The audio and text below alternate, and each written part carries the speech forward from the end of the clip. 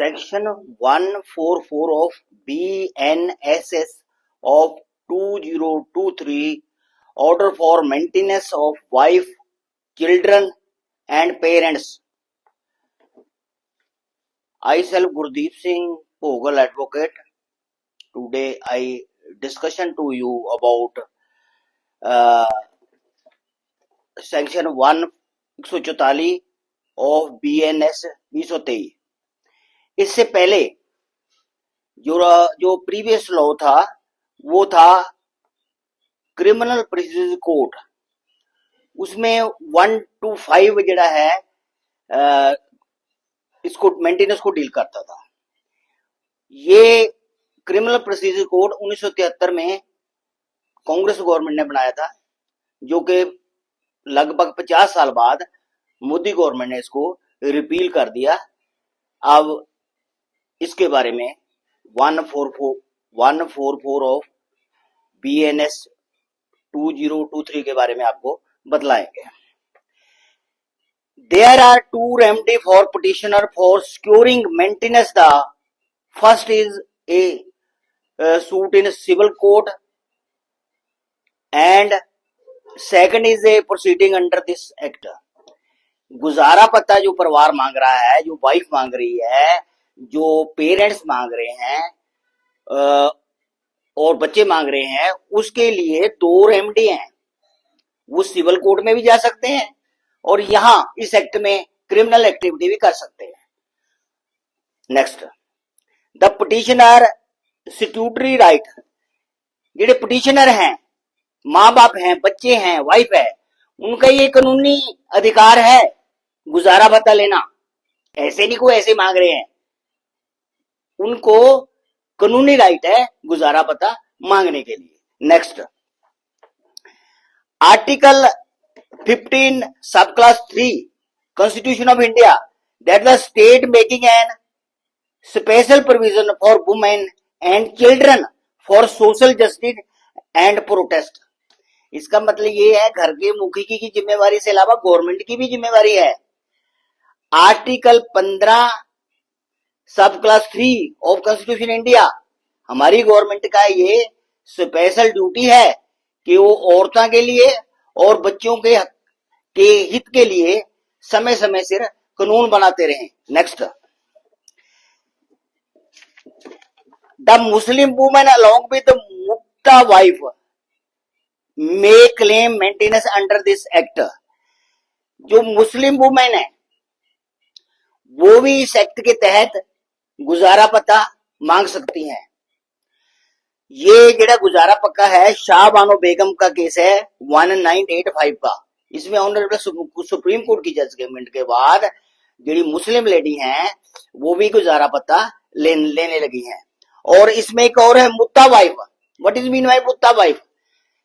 जो अपने सिया मुस्लिम हैं उनमें एक टेम्परेरी विवाह की व्यवस्था है। टेम्परेरी विवाह करते हैं जो कि 10 दिन के लिए, 20 दिन के, महीने के लिए, 6 महीने के, 2 साल के लिए भी हो सकता है। वो भी वहां लेडी है जिन्हें इस एक्ट के तहत अपना गुजारा पता मांग सकती हैं, मगर सुन्नी में ये परंपरा नहीं है। Next, no wife shall be entitle for maintenance. Temporary विवाह करते हैं जो कि 10 दिन के लिए, 20 दिन के, महीने के लिए, 6 महीने के, 2 साल के लिए भी हो सकता है।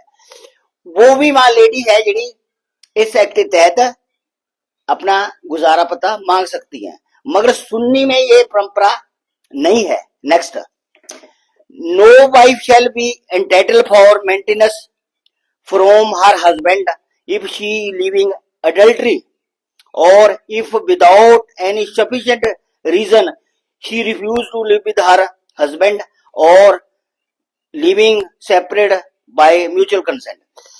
एक औरत है जो अडल्ट्री में रह रहती है, अडल्ट्री में किसी और आदमी के साथ रह रही है, और या वो बिना किसी कारण तो कहीं और रह रही है, और या अपने घर वाले के कंसेंट के साथ वखरा रह रही है, तो इन तीनों स्टेजों में वो इस एक्ट के तहत गुजारा पता नहीं मांग सकती।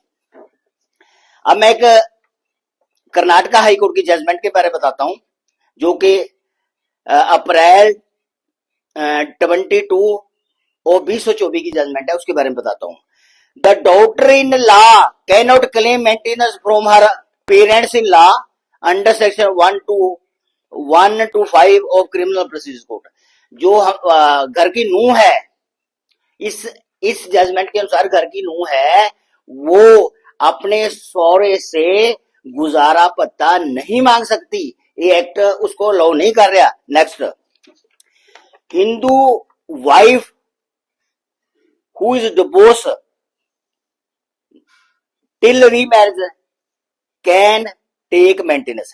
एक हिंदू वाइफ है जिसका तलाक हो गया है, वो दोबारा शादी होने तक अपने ससुराल से ये मेंटेनेंस मांग सकती है।